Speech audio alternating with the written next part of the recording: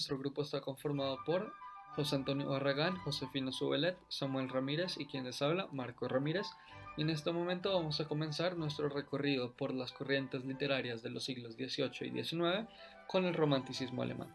Pero antes de adentrarnos en este movimiento, comprendamos un poco sobre cómo surgió. El romanticismo surge en Alemania como una respuesta a la creciente industrialización del siglo XVIII. Este se opone a la Ilustración, es decir, a su predecesor, exaltando a la individualidad y la subjetividad que ésta conlleva por sobre la razón, convirtiéndose así en un movimiento idealista más que pragmático. Algunas de las características de este movimiento son una búsqueda por lo sublime y la exaltación de la belleza en todas sus formas, ya sea la belleza de una mujer, de la naturaleza, del hombre, etc. También se habla mucho de un nacionalismo bastante fuerte en la literatura, ya que volviendo un poco al tema de la industrialización, las personas en ese momento estaban buscando reencontrarse consigo mismas, es decir, autorreconocerse nuevamente y volver a unas bases humanas previamente establecidas, y los autores dan cuenta que en este proceso de que las personas vuelvan a ser más humanas y se diferencien verdaderamente de las máquinas que los están suplantando, deben también reconocer a su nación, es decir, deben encontrar una identidad nacional que los unifique a todos como ciudadanos. Otra característica del romanticismo es la naturaleza, no solo como una fuente de belleza, pero también de manera muy importante como la expresión del sentir del autor en ese momento o los sentimientos que quiere plasmar con esa escena o con esa pintura. También existe una gran nostalgia por el pasado medieval, ya que las personas de ese momento, como dije anteriormente, quieren volver a unas bases netamente humanas y por lo tanto ven en el pasado medieval eh, un momento histórico en el que la pasión y los sentimientos que verdaderamente los hacen humanos reinaban por sobre la razón. Quizás la característica más importante del romanticismo es el individuo, ya que todo este movimiento se centra en torno a este y en sus emociones, ya que ponen el sentir por sobre todo lo demás, incluyendo a la razón. Además tenemos a la soledad, ya que los románticos se consideraban unos genios incomprendidos, unas personas incomprendidas que buscaban un refugio en la naturaleza, en la soledad, en el sueño e incluso en la muerte. Hablando ya más puntualmente del romanticismo alemán, se puede dividir en dos periodos, el primero siendo el Frühromantik y el segundo el Jüngere Romantik, que traducen primer y segundo romanticismo. El primero trata sobre una oposición completamente directa a la ilustración, se rompe con cualquier clase de estética y de reglas previamente establecidas, incluyendo por supuesto el temario. Además, esta está fundamentada en el Volk, es decir, en el pueblo alemán, y su sentir, sus historias y su forma de vida. Y algunos de los autores más importantes son Friedrich Schiller con Los bandidos, Johann Wolfgang Goethe con Fausto, que es la historia de un sabio conocedor de las ciencias que vende su alma al demonio para adquirir nuevos poderes y conocer mejor el mundo y adquirir nuevos conocimientos. Y además tenemos un grupo llamado los románticos alemanes. Por su parte, en el segundo romanticismo tenemos una adaptación de historias locales más que una oposición a la ilustración. También se crea la estética que tenemos de Occidente en este momento, con las historias infantiles que todos conocemos y con el concepto que tenemos de caballeros, de princesas, de torres, etc. Y algunos de los exponentes más grandes de este periodo son los hermanos Grimm con sus cuentos de los hermanos Grimm y Hoffmann con el Cascanueces. Finalmente hablaremos un poco sobre la música, que es impulsiva pero a la vez melódica para poder acompañar las obras del romanticismo, y uno de sus mayores compositores es Brahms con su canción Lullaby. Y además tenemos a la pintura, que como en la literatura se trata de una liberación técnica completa y además expresa completamente sus sentimientos profundos y los plasma en las pinturas. Todas las pinturas que están viendo en este momento en pantalla son de Caspar Friedrich, siendo la primera la luna saliendo a la orilla del mar. También tenemos en segunda instancia los prados de Griswald. Tenemos también a la mujer en la aurora a la izquierda. Tenemos a la derecha de esta figura el caminante ante un mar de niebla. seguida por Dos hombres contemplando la luna, que también está antes de Las ruinas de Eldena, y finalmente terminamos con El mar de Geb. De esta forma les agradezco y los invito a que vean la siguiente corriente literaria. Muchas gracias. El realismo. El realismo es una corriente artística y literaria que surge como una respuesta contraria al romanticismo. ¿Qué quiere decir esto? Que se aleja de todas las fantasías y de las ideas y sentimientos románticos que éste poseía para reflejar la realidad de una manera objetiva y crítica. Ahora, este realismo estuvo presente tanto en el arte como en la literatura. Las características que este realismo tiene en el arte son las siguientes. La primera, refleja los detalles de la vida cotidiana. Las obras no eran fantásticas ni eran bonitas. Lo que trataban de hacer era representar simples hechos de la vida cotidiana, por lo cual eran indiferentes si las obras fueran bonitas o feas. No buscaban ser atractivas, buscaban representar hechos de la vida real, en su mayoría problemas del hombre, problemas que se enfrentaba en su día a día. En su mayoría estos problemas tenían que ver con su vida laboral.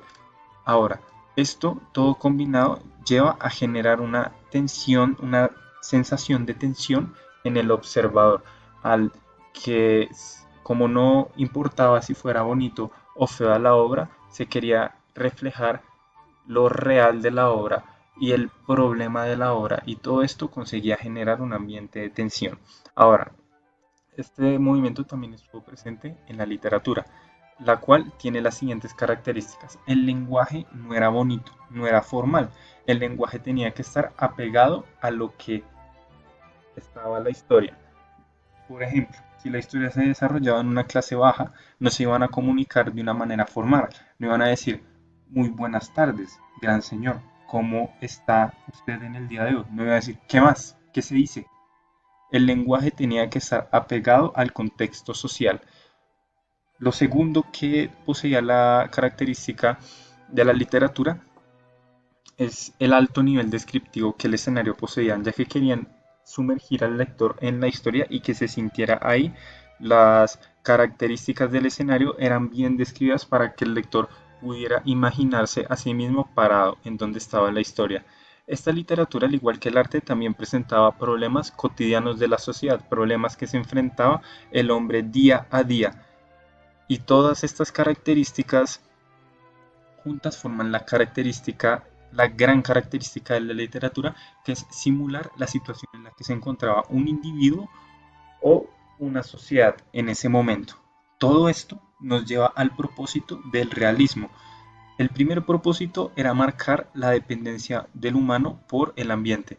Este movimiento dice que el humano no depende de sí mismo, sino que depende de un otro montón de factores que lo rodean, tanto por el ambiente como las relaciones, que el humano no puede desarrollarse a sí mismo, está condicionado por lo que lo rodea. Lo segundo es calcar la realidad como es, no importa si sea bonito o atractivo. Esto para permitirle ser un documento social, ya que al ser un documento social lo que busca es describir la sociedad tal como estaba, ya que el realismo fue usado para denunciar las malas condiciones de vida que se vivían en ese momento. En su mayoría denunciaban las malas condiciones laborales ocasionadas por la revolución industrial. Finalmente, todo esto es para dar una conexión profunda entre la obra y su audiencia. Esto con el fin de que el lector se sintiera ahí y pudiera sentir lo que realmente era la sociedad a mediados del siglo XIX, lo que era la sociedad en la revolución industrial y lo que eran las condiciones laborales. Finalmente, abajo se pueden ver unos autores junto con sus nacionalidades y junto con unas de las obras, sus obras más famosas de este movimiento o corriente literaria llamada realismo.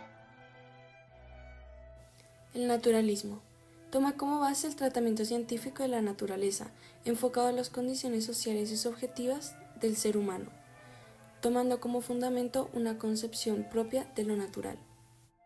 Características. Se contrapone al romanticismo y al idealismo. Básicamente el movimiento naturalista se enfoca en la realidad material y cotidiana, a diferencia del romanticismo y del idealismo. Es muy descriptivo.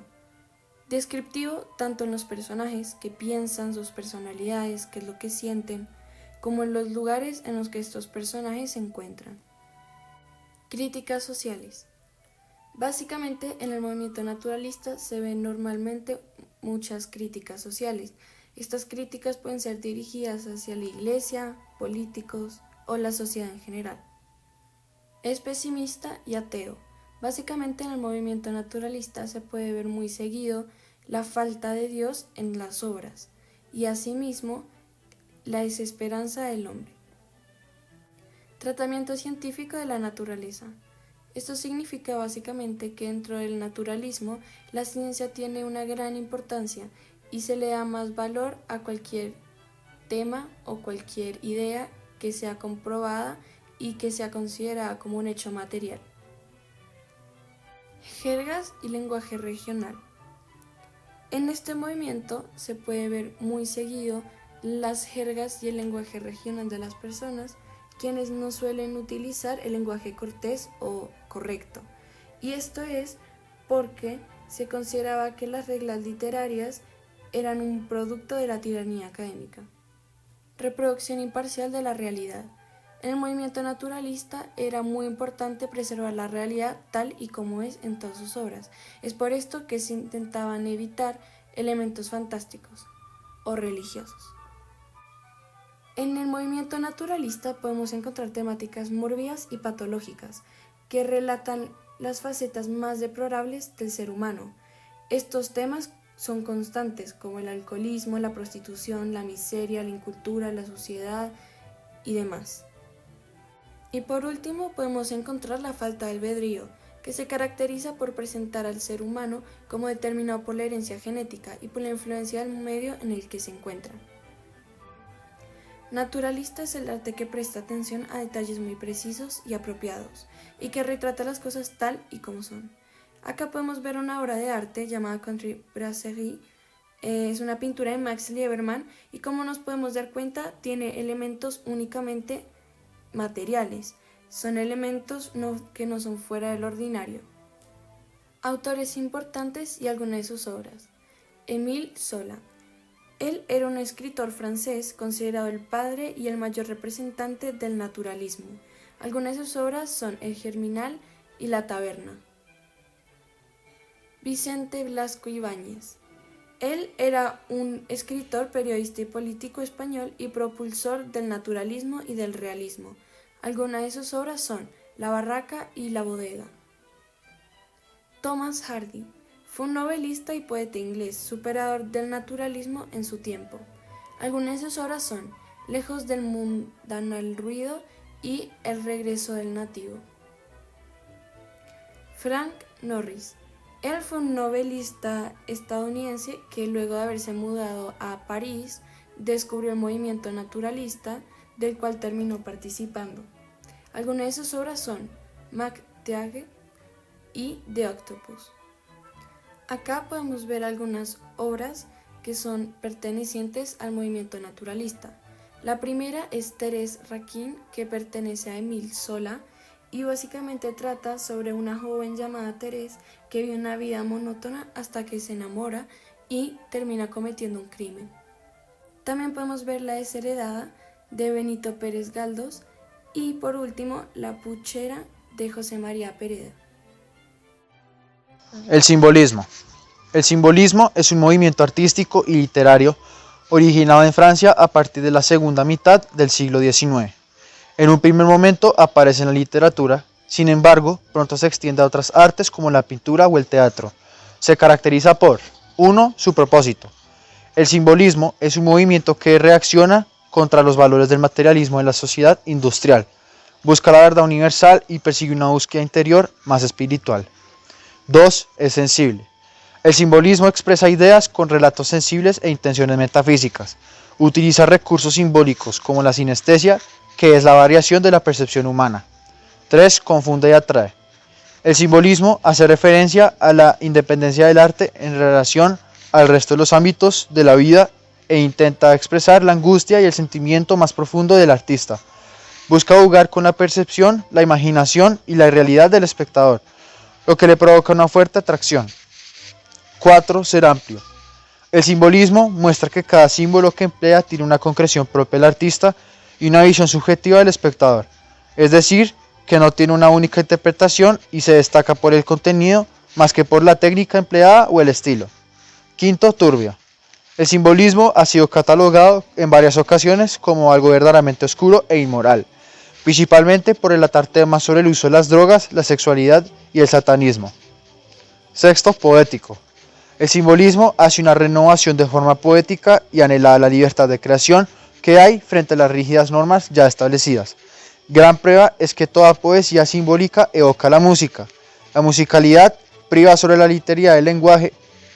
7. Ser espiritual.